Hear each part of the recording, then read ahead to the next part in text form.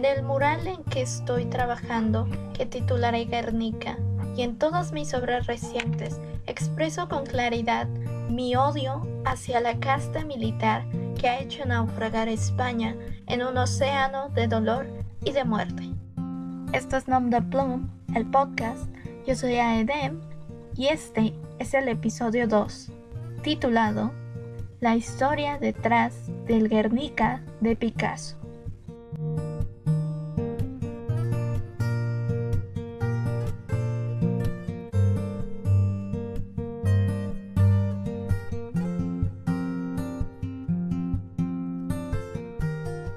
Vamos a hablar sobre un cuadro famosísimo del que probablemente no hayas escuchado la historia, y esto es el bombardeo en Guernica. Algo que hay que decir es que Pablo Picasso, por supuesto, es no sé si el más importante, pero sí uno de los más importantes representantes del cubismo. Pero claro, hay que tener en cuenta ciertas cosas. Pablo Picasso era español. El cubismo se dio en Francia. Para cuando pintó Guernica lo hizo en Francia. Y era para el pabellón que estaba ordenado por la República Española. Y en este pabellón estaba prohibido todo tipo de tema polémico no solo contra el gobierno, sino contra todo lo que estaba sucediendo. ¿Y qué estaba sucediendo en ese momento? España estaba en medio de una guerra civil, con la instauración de la Segunda República Española. Llegó una ola de violencia, de destrozos, donde se podría decir que España se dividió en muchos pedazos, entre la iglesia, los que no querían seguir las normas de la iglesia, la monarquía, la república y por supuesto la milicia. Esto es interesante porque para cuando se desata como tal la guerra civil, tenemos un montón de pequeños grupos atacando unos a otros mientras se supone que el gobierno no hace nada. Por lo menos es lo que se nos dice en la historia oficial. Y bueno, habrá que decir, por supuesto, que el bombardeo en Guernica no resulta polémico solamente por ser un bombardeo. Resulta, pues, bastante extraordinario. Para empezar, Guernica era un poblado rural en España y pues para cuando cae la bomba era lunes. Es lo que se puede leer en algunos testimonios. Era lunes y los lunes era día de mercado. Es decir, la gente que fue víctima, la mayor parte fue población civil que nada tenía que ver con un bombardeo, mucho menos de esa magnitud, porque no solo fue el bombardeo como tal, había militares en tierra disparándole a la gente. Todos corrían por todos lados y lo que terminó en los periódicos fue que hubo un incendio provocado por uno de los grupos de los rebeldes y había algunas personas heridas. Según algunos testimonios, realmente nadie sabe cuánta gente murió. Nadie sabe o nadie quiere decir cuánta gente murió, claro. Porque fue devastador, fue un asunto bastante devastador. Es una época en la que hay un auge del progreso, pero este progreso, y justo como lo dejaron ver momentos atrás, justo antes de que comenzaran las guerras, todo este progreso también implicaba que se habían encontrado formas más crueles, más letales y más potentes de dañar. Y no solamente dañar, por supuesto, exterminar, como lo veremos más adelante en la Segunda Guerra Mundial. El bombardeo ocurre en 1937, es decir, ya ha pasado la Primera Guerra Mundial y está a poco, muy poco, de iniciarse la Segunda Guerra Mundial. ¿Por qué es importante esto que estoy comentando? Porque como ya he expresado, pues sí, cayó una bomba en Guernica que mató a mucha gente, aunque no sabemos cuánto fue. Pues sí, aunque no sabemos cuántas víctimas realmente fueron. Aquí es donde viene lo extraño, lo curioso. Muchos de los historiadores y algunos de los críticos en esta área han coincidido en que todo esto, este bombardeo, es obra de la parte militar. Cuando los soldados se involucran en la guerra civil, hacen todo mucho peor.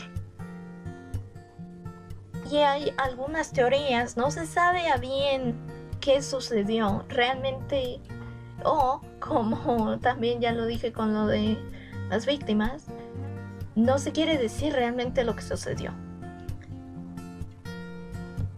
Y bueno, una cosa que sabemos es que había pedazos de aviones, bombas, armamento, incluso trajes militares alemanes. Y sí, eso es un hecho. Alemania estuvo involucrada y como lo podremos ver en muchos de los documentos históricos, había un pequeño grupo que se llamaba la Legión Cóndor y fue este grupo el que estuvo encargado de el bombardeo en Guernica, además de posteriormente entrenar soldados españoles para que les ayudaran con la venganza, se puede decir realmente que es la venganza que habían estado planeando después de la gran derrota en la Primera Guerra Mundial. Como seguramente sabrán, y para ponerlos un poco en contexto, se declaró que entre los perdedores, no digo entre los perdedores porque pues hubo más de ellos, entre los perdedores estaba Alemania, que en ese momento era el imperio alemán, y una de las cosas que tuvo que hacer fue dejar de ser un imperio, se convirtió en Alemania. Y bueno, ahí se firmó el Tratado de Versalles, que entre otras cosas dice que Alemania no podía tener su propia base militar. Esto incluía aviones, armamento y un grupo de armada militar como tal. Pero, como seguramente sabremos, o si no podemos intuir, Alemania no cumplió desde hace un buen tiempo. Muchos dicen que este incumplimiento del Tratado de Versalles llegó con el arribo de Hitler en el poder. Lo cierto es que desde antes que Hitler llegara al poder ya había algunos resquicios de programas militares y cosas así, cosas por el estilo. Ese pues sí son datos que se han comprobado con el tiempo. Y lo interesante es que Hitler, y como muchos sabrán, Hitler impulsó aún más todo esto por toda la ideología que cargó consigo y que instauró bastante bien, hay que decirlo, bastante bien en Alemania. Y bueno, entre algunas de las teorías que hay, porque no se sabe a bien ¿por qué Alemania se metió en todo esto? Porque hubo más países involucrados, pero Alemania tuvo una participación mucho mayor que el resto. Digo, hubo otros países que le otorgaron armamento también, pero como tal, la Legión Cóndor eran soldados interviniendo en España como tal. La pregunta sería, ¿por qué? ¿Por qué sucedió esto? Y bueno, hay muchas teorías. Se dice que Francisco Franco, que fue uno de los generales españoles que se puso a la cabeza cuando los militares comenzaron a inmiscuirse en la guerra civil. Se dice que Francisco Franco tuvo un cierto pacto con Alemania para hacer esto. Pero hay mucha contradicción en todo esto.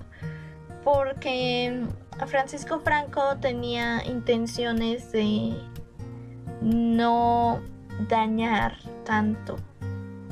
Porque él quería gobernar después. Entonces, y efectivamente lo hizo. Entonces, cuando él decía que no quería que hicieran demasiados destrozos, que él quería gobernar en un lugar que no estuviera tan destruido, por decirlo de alguna manera. Para algunos historiadores esto resulta muy extraño porque él era un militar que estaba acostumbrado a soluciones rápidas. Para algunos resulta un poco extraño, para otros esa es la forma de defenderlo y decir que no fue su idea, que esto no tiene que ver con él.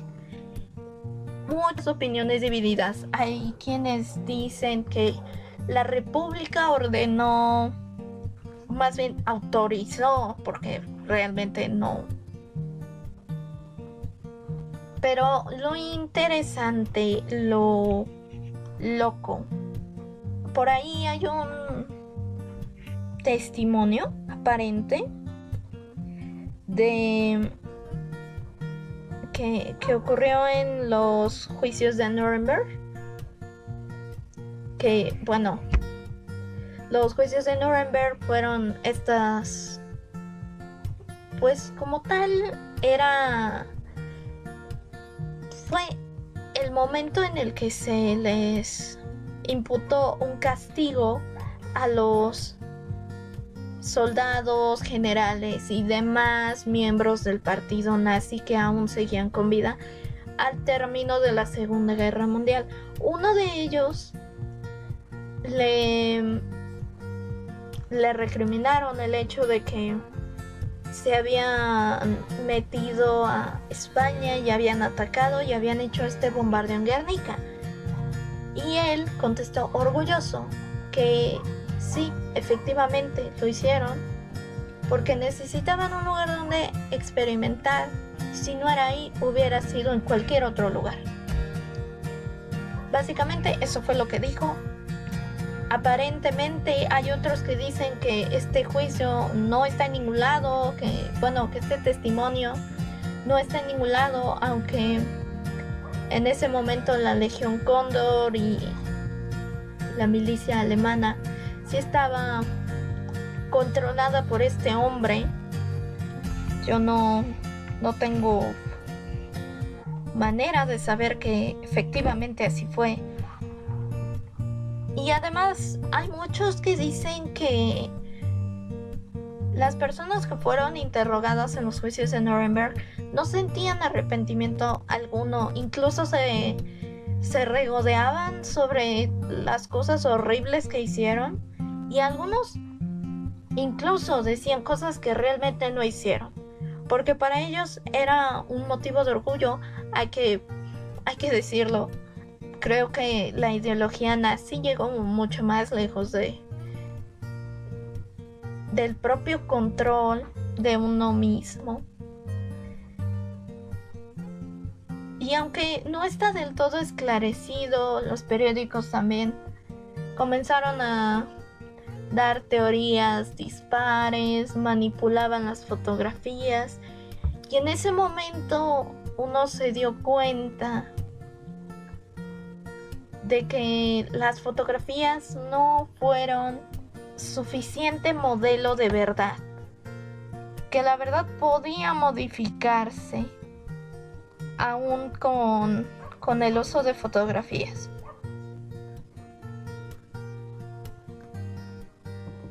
Y bueno, Picasso como ya dije al principio, se le había encargado hacer un cuadro en el pabellón, y él al principio lo que iba a hacer sería sobre el pintor y el taller. Eso era lo que iba a hacer. Y poco después,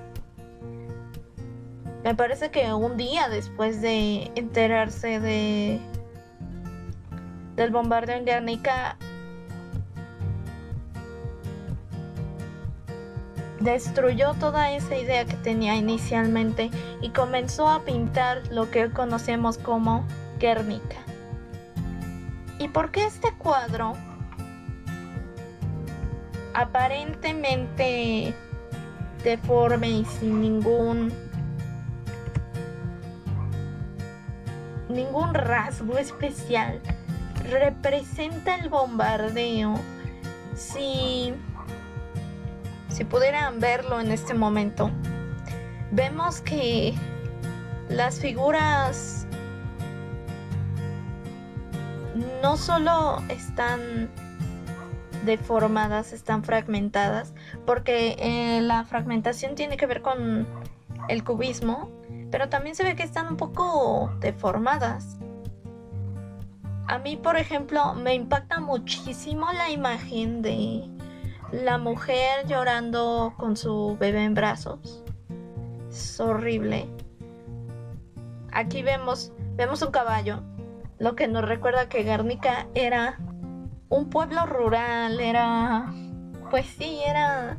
gente que no tenía nada que ver. A mi parecer esto es así, gente que no tenía nada que ver, y ahora sí que, como se suele decir, ni la debía ni la temía. Vemos lo que está arriba, que parece un sol. No es un sol, es la bomba. La gente está asustada, gritando. Vemos gente en pedazos. Es un panorama desolador. Todo es blanco y negro. Eso nos dice mucho. La importancia de Guernica de Picasso, creo yo, radica no solo en lo que representa históricamente, sino que nos recuerda que a veces no somos realmente humanos. Creo que nos recuerda que podemos llegar a hacer daño, podemos llegar a matar gente de maneras horribles. Para mí no es un momento que haya pasado. Creo que hemos visto mucho y seguimos viendo mucho, lamentablemente, a la gente matándose entre ella. ¿Y para qué?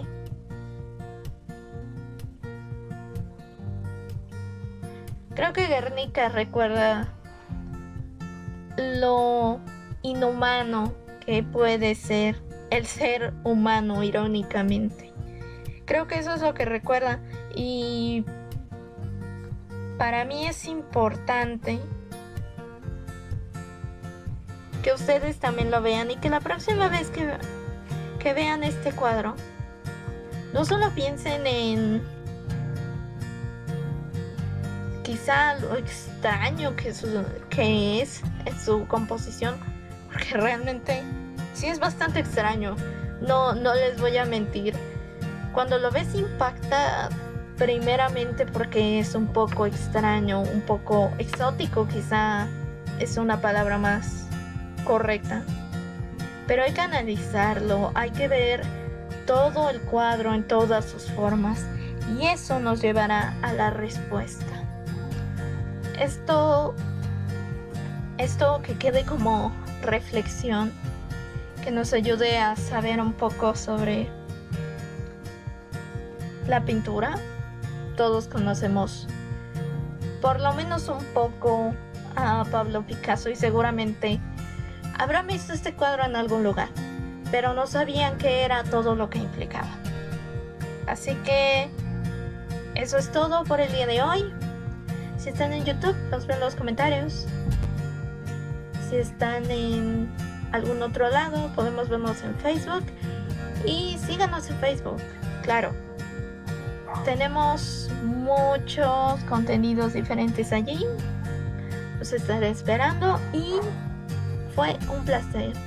Esto fue Nom de Plume Podcast y yo soy Aedem. Recordándote que si haces lo que amas, no sentirás que trabajas. Hasta la próxima.